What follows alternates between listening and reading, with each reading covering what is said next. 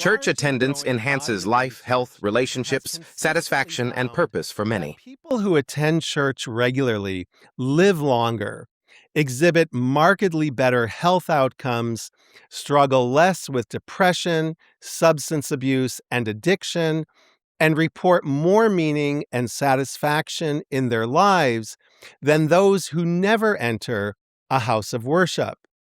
We're talking added years of life. Some studies suggest as many as 8 additional years.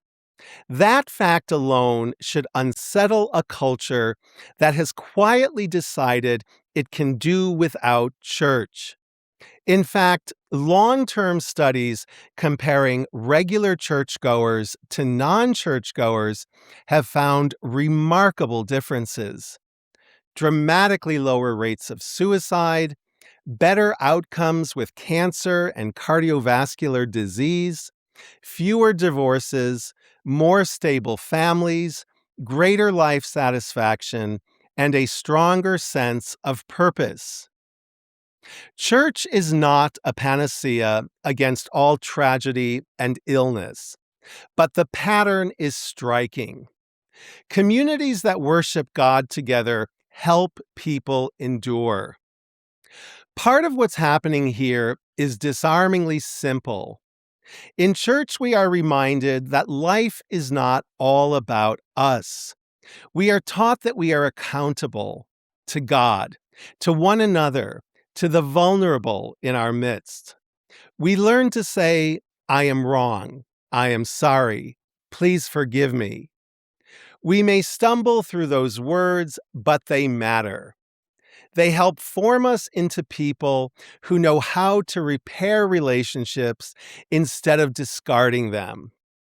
It is harder to live a fragmented, secretive, self destructive life when you are regularly sitting in a room with people who know you, who have seen you at your worst, and who still offer you a sign of peace.